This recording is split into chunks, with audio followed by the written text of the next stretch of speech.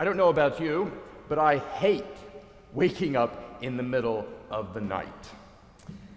As I get older, it gets harder and harder for me to go back to sleep. Not that it's ever been easy for me exactly, but recently, if the dog wakes us up at 3 a.m. because we didn't take her out just before bed, it could be 5 or 6 o'clock by the time I finally get back to sleep. Now compare this to the fact that, unfortunately, unlike for Jewel, it's infamously easy for me to fall asleep at the beginning of the night. I mean, like, within 3 minutes of my head hitting the pillow, easy. So you can understand my frustration that I can't seem to duplicate this in the middle of the night. Given their increasing length, and given my dog's penchant for early morning bathroom breaks, which I'm convinced aren't always about the bathroom, I think sometimes she just wants a change of scenery, I've come to think that these periods of sleeplessness, with which I'm growing increasingly familiar, are actually rather interesting as a phenomenon. I've outlined dissertation chapters during them. I've written long emails to Peter and Elizabeth, time-stamped at 5:30 a.m. Not because I got up early, but because I was up very, very early. I've read some of the articles, actually, that have had the greatest influence on me in the last year, things I would never have read during the day. I even dreamed up the trip to Scotland that Jewel and I took on the back end of the youth pilgrimage to Canterbury in 2019, way before I ever got a dog. More often, of course, my middle of the night time is filled by my brain screaming various things at me, such as things at work that I've not done yet, or worries about something at home, or rehashing a particularly concerning conversation I'd had the day before over and over and over again. Now, I say all of this because I can see some of you here in the church nodding, and I suspect some of you are nodding at home. I don't think I'm the only one who wakes up in the middle of the night and can't somehow meditate or count sheep their way back to sleep within minutes. I also say so because I'm increasingly convinced that these sleepless nights are actually valuable to us, even if they're unpleasant. And for one reason, because what occurs to us in the middle of the night is what we're left with when we are perfectly and totally alone with ourselves. Everyone else asleep. The goings-on of our day still hours away. Nobody there, nothing to do, just ourselves, just existing. Us, our thoughts and our desires, for good, for bad, and for ugly. Whether we're dreaming up a vacation or worrying over a fight. Most of us living in wealthy modern democracies have precious few chances for such self-isolation and reflection. Although, to be clear, the pandemic gave many more of them to many of us than we would have liked. And I actually think many more of them than were actually good for many of us. But the frenzied pace of modern life, into which we are all, by increasing degrees, tiptoeing back into, right? The frenzied pace of modern life is somewhat by design and somewhat by accident, a way to avoid the discomfort and inconvenience of the things which occur to us in the middle of the night.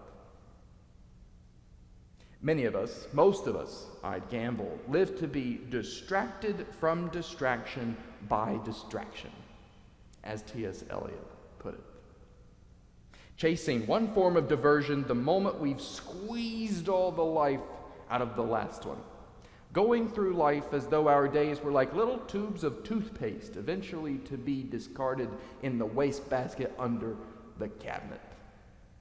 Or as though our days were like cars on a runaway train, hurtling off a cliff, and we running opposite the engine, desperate to get off out the back of the train.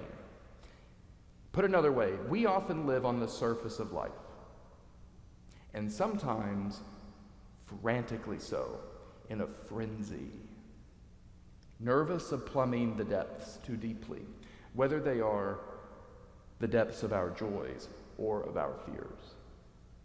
And all this because, as Eliot, again, inimitably said, humankind cannot bear very much reality. Isn't that marvelous?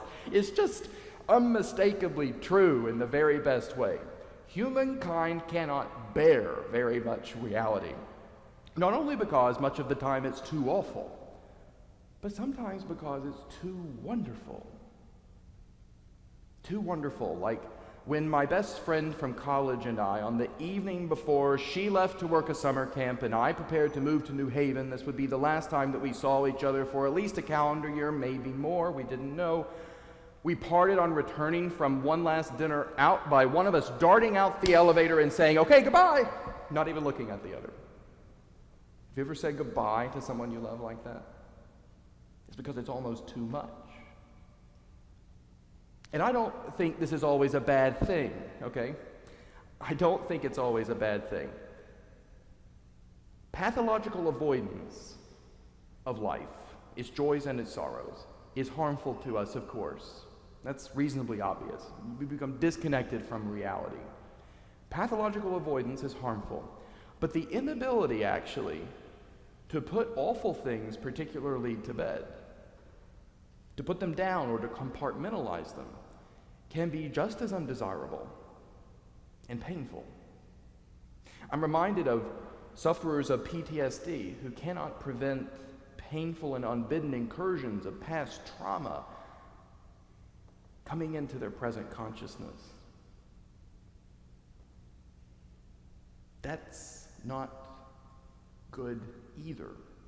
So it's not that we need always to live plugged into the real, as it were.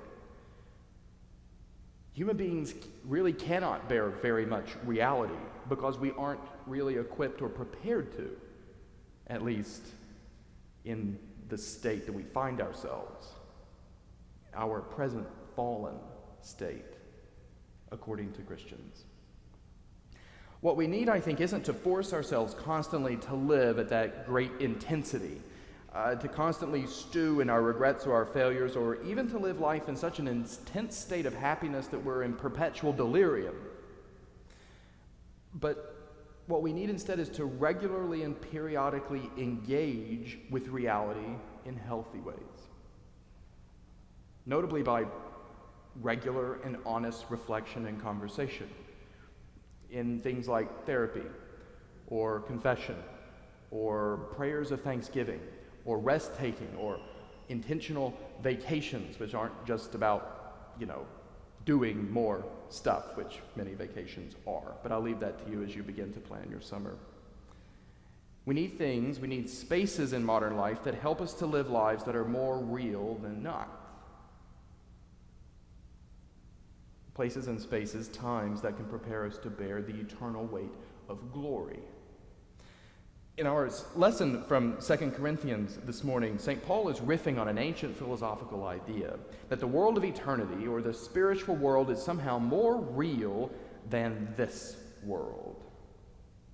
Although he gives it a distinctly Christian incarnational spin.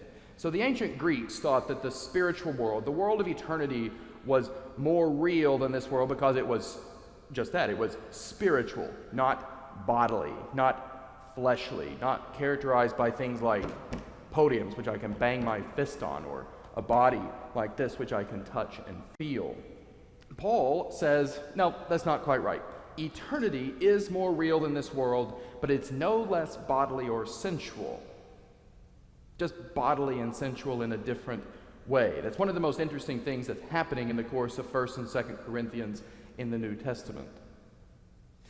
The idea is that heaven is a redeemed reality, a redeemed world, a living, breathing reality into which this broken, sin-riddled one is gradually taken up through the gate of death. And in some sense, the life of the world to come is more real than this life, not less real than it. Because this life is scattered and disparate, colored by distractions necessary and unnecessary, truths with which we cannot bear to come to terms, relationships that we cannot seem to mend, loves that we cannot seem to share, losses that we cannot seem to recover, not to mention prevent. Changes not just for the better, but devastatingly for the worse. This is all somewhat like when in C.S. Lewis's allegory, The Great Divorce, the departed, the dead, arrive in what C.S. Lewis calls the gray town. The departed find that their fog-like, ghostly feet are actually being pierced and punctured by the blades of grass as they walk over them. They're stunned by the green beauty of the grass around them, but then they're also shocked by how painful it is to walk on it. It's like walking on glass. And Lewis explains that only with time, only by traveling further up and further in, only by choosing to continue along the path set before them, can the departed become solid enough in order for their feet not to be pierced by the grass. Can they become solid enough to bear eternity's density, as it were? As we are, human beings cannot bear very much reality. Somehow God must make us creatures who can. And this is what St. Paul says is happening even now, even in this life, even right around us, in the company of believers.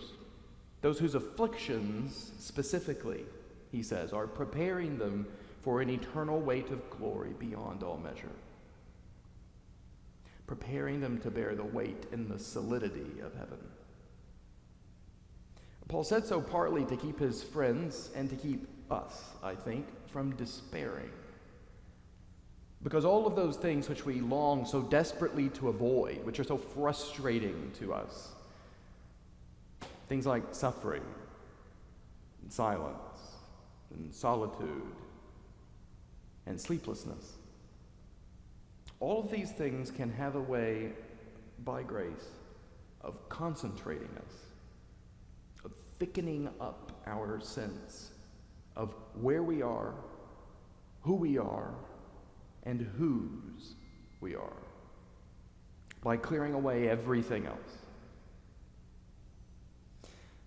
In them we can discover our current state of mind and soul.